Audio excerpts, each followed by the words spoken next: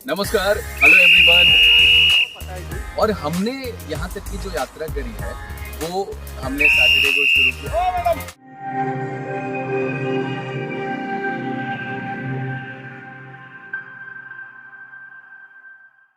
पुरी के golden beach का ये खूबसूरत सा नजारा है और सूरज की किरणें जब समंदर पे होकर के आप तक पहुंचती हैं, बड़ा अच्छा लगता है। ऊंटों को ऐसे सजे धजे हुए घूमना और ये वहां आने वाले लोगों को अपनी ओर आकर्षित कर रहे होते हैं और लोग जल क्रीड़ा के मजे ले रहे होते हैं, समंदर में अटखेलियां कर रहे होते हैं, ऊंट पर बैठ करके मजा कर रहे होते हैं और कुछ लोग आराम से छतरी के नीचे बैठकर सीप और शंख बेच रहे होते हैं। वाटर स्पोर्ट्स के भी मजे लिए जा रहे हैं समंदर की लहरों पर। हर कोई अपने तरीके से आनंद ले रहा है पुरी के इस गोल्डन बीच का। हमने यहां से आगे की यात्रा शुरू की कोणार्क सूर्य मंदिर की खातिर। 2 व्हीलर रेंट पे लिया, बाकायदा डॉक्यूमेंट्स लिए, सारा प्रोसेस फॉलो किया और फिर हम निकले वहां से 30 किलोमीटर लगभग की दूरी पर स्थित कोणार्क सन टेम्पल के लिए।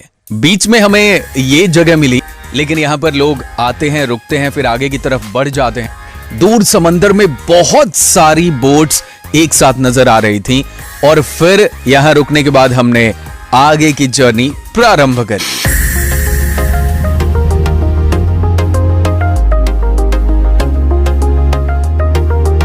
कोणार्क का ये सूर्य मंदिर पूर्वी उड़ीसा के पवित्र शहर पुरी के पास बसा हुआ है और इसका निर्माण राजा नरसिंह देव प्रथम के द्वारा 13वीं शताब्दी में किया गया था। गर्मी थोड़ी ज्यादा है, अक्टूबर का महीना है, लेकिन फिर भी ये फील नहीं कर पा रहे हैं हम कि अक्टूबर है। और मैं आरजे प्रसून हूँ, show time with RJ Prasoon आप देख रहे हैं। और ये जो जगह है विश्व विख्यात कोणार्क का सन टेम्पल सूर्य मंदिर। बहुत सारी कहानियां हैं, बहुत सारी किंवदंतियां हैं, द्वापर युग के साथ भी इसका कनेक्शन है। बहुत सारी कथाएं, लोक कथाएं यहाँ के गाइड से जो आप सुनते हैं वो थोड़ी अलग होती हैं, गूगल पे आप जो देखते हैं वो थोड़ी अलग होती हैं।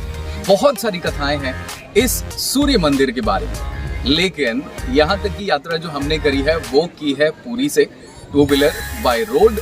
और शिकायत आपको रास्ते से बिल्कुल नहीं होगी, खाने पीने की चीजें भी आराम से मिलेंगी, चंद्रभागा बीच का नजारा भी बड़ा खूबसूरत सा मिलेगा आपको। लेकिन अगर शिकायत आपको होगी तो सिर्फ और सिर्फ मौसम से होगी। बहुत सारी कहानियां जो आपने अब तक इस सूर्य मंदिर के बारे में, कोणार्क के सूर्य मंदिर के बारे में आपने सुनी है, वो एक तरफ आज मेरी नजरों से आप देखने वाले हैं कोणार्क का सन टेम्पल। एंट्रेंस के बाद ही ये जगह आपको दिखती है। पूरे भारतवर्ष में कहां-कहां पर सूर्य मंदिर स्थित हैं, कहां भगवान सूर्य की पूजा की जाती है, ये जगहें आपको नजर आती हैं। उड़ीसा, राजस्थान, जम्मू और कश्मीर, गुजरात, तमिलनाडु, इन सभी जगहों पर भगवान सूर्य की पूजा की जाती है मंदिरों में। फिर ये जगह आता है जहां पर मंदिर का प्रतिरूप और कोणार्क सूर्य मंदिर का संरक्षण कब किसने किया, ये सारी चीजें आप देखते हैं। बड़ी खूबसूरत सी मूर्तियां आपको नजर आती हैं जो इस सूर्य मंदिर पर उकेरी गई हैं, बनाई गई हैं। उनका प्रतिरूप इस जगह पे है ताकि आने वाले लोग एक नजर में इसको देख सकें। इसे यूनेस्को के द्वारा वर्ल्ड हेरिटेज मॉन्यूमेंट में भी शामिल किया गया है। कोणार्क के इस सन टेम्पल के बारे में 3 अलग अलग भाषाओं में यहाँ पर लिखा गया है, इसके बारे में बताया गया है। और ये एक झलक यूं करके मेरी नजरों से, ऐसा कहते हैं कि ये सूर्य मंदिर कल्पना में भगवान सूर्य का जो रथ है वैसा बनाया गया है। 7 घोड़े इसे खींचते हैं और 12 जोड़ी चक्के इसमें उकेरे गए हैं, बनाए गए हैं। इसका कोई भी हिस्सा खाली आपको नजर नहीं आएगा। एक से बढ़कर एक कलाकृतियां, कलाकारी के नमूने इस पे आप देख पाएंगे। कोणार्क सूर्य मंदिर उड़ीसा के पवित्र शहर पुरी से 30 किलोमीटर दूरी पर स्थित है। इसका निर्माण राजा नरसिंह देव प्रथम के द्वारा 13वीं शताब्दी में करवाया गया था। गंग वंश के राजा थे नरसिंह देव। ये मंदिर भारत के सबसे प्रसिद्ध स्थलों में से एक है और इसे यूनेस्को ने सन 1984 में विश्व धरोहर स्थल घोषित किया गया था। कलिंग शैली में निर्माण किया गया है इस सूर्य मंदिर का। ये सूर्य मंदिर कामुक मुद्राओं वाली जो शिल्प कृतियां हैं उसके लिए भी प्रसिद्ध है और ये बाहर की तरफ है। और इसके बारे में ऐसा कहते हैं कि मंदिर के गर्भगृह में प्रवेश करने के पहले आपके अंदर का काम, लोभ, क्रोध, इन सारी चीजों को बाहर छोड़ करके आपको अंदर प्रवेश करना होता था। विश्व विख्यात और भारत के बेहतरीन और अमूल्य धरोहरों में से एक कोणार्क का सूर्य मंदिर। इस मंदिर में सूर्य भगवान की 3 प्रतिमाएं हैं। बाल्यावस्था उदित सूर्य जिसकी ऊंचाई लगभग 8 फीट है, युवावस्था जिसे मध्याह्न सूर्य कहा जाता है, इसकी ऊंचाई 9.5 फीट है, जबकि तीसरी अवस्था है प्रौढ़ावस्था जिसे अस्त सूर्य भी कहा जाता है और इसकी ऊंचाई 3.5 फीट है। यह सूर्य मंदिर बहुत सारे कारणों की वजह से पूरी दुनिया में फेमस है। इसके बारे में कहा जाता रहा है कि यहां भगवान के साक्षात दर्शन होते हैं। 52 टन का चुंबक, अद्वितीय मूर्ति कला और कई कहानियां इस सूर्य मंदिर को बहुत खास बनाती हैं। पुराणों के हिसाब से भगवान श्री कृष्ण के पुत्र सांब को खुद भगवान श्री कृष्ण ने श्राप देकर कुरूप कर दिया। सांब ने मित्रवन में चंद्रभागा नदी के सागर संगम पर कोणार्क में 12 वर्षों तक तपस्या की, भगवान सूर्य को प्रसन्न किया। सूर्य देव जो सभी रोगों को दूर करते थे, उन्होंने श्री कृष्ण के पुत्र सांब के रोग का भी निवारण कर दिया था।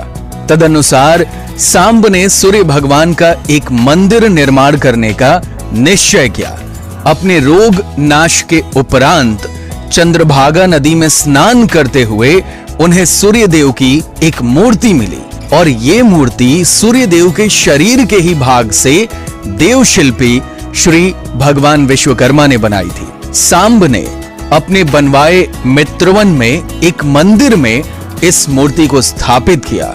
तब से ये स्थान पवित्र माना जाने लगा। संपूर्ण मंदिर स्थल को 12 जोड़ी चक्रों के साथ 7 घोड़ों से खींचते हुए निर्मित किया गया है, परंतु वर्तमान में 7 में से एक ही घोड़ा बचा हुआ है। मंदिर के आधार को सुंदरता प्रदान करते ये 12 चक्र साल के 12 महीनों को परिभाषित करते हैं। मुख्य मंदिर 3 मंडपों में बना है। इसमें से 2 मंडप ढह चुके हैं। तीसरे मंडप में जहां मूर्ति थी, अंग्रेजों ने स्वतंत्रता से पूर्व ही रेत और पत्थर भरवाकर सभी द्वारों को स्थायी रूप से बंद करवा दिया था। इसके प्रवेश द्वार पर ही नट मंदिर है। पूरे मंदिर में जहां तहां फूल, बेल और ज्यामितीय नमूनों की नक्काशी की गई है। इनके साथ ही मानव, देव, गंधर्व, किन्नर आदि की आकृतियां भी अनेक मुद्राओं में दर्शित हैं। इनकी मुद्राएं कामुक हैं और काम सूत्र से ली गई हैं। और यहाँ की शिल्प कला कृतियों का एक संग्रह भारतीय पुरातत्व सर्वेक्षण विभाग के सूर्य मंदिर संग्रहालय में सुरक्षित है। महान कवि रविंद्रनाथ टैगोर ने इस मंदिर के बारे में लिखा है, कोणार्क जहां पत्थरों की भाषा मनुष्य की भाषा से श्रेष्ठतर है। इस मंदिर पर हर 1 इंच में अद्वितीय सुंदरता और शोभा की शिल्प कृतियों से परिपूर्ण है। इसकी उत्कृष्ट शिल्प कला, नक्काशी एवं पशुओं तथा मानव आकृतियों का सटीक प्रदर्शन इसे अन्य मंदिरों से कहीं बेहतर सिद्ध करता है। ये वो सूर्य मंदिर है जहां आज तक पूजा अर्चना नहीं की गई है। ये अपने आप में भव्य है। कलाकृति का, शिल्प कला का इससे बेहतर नमूना शायद ही कहीं आपको नजर आए।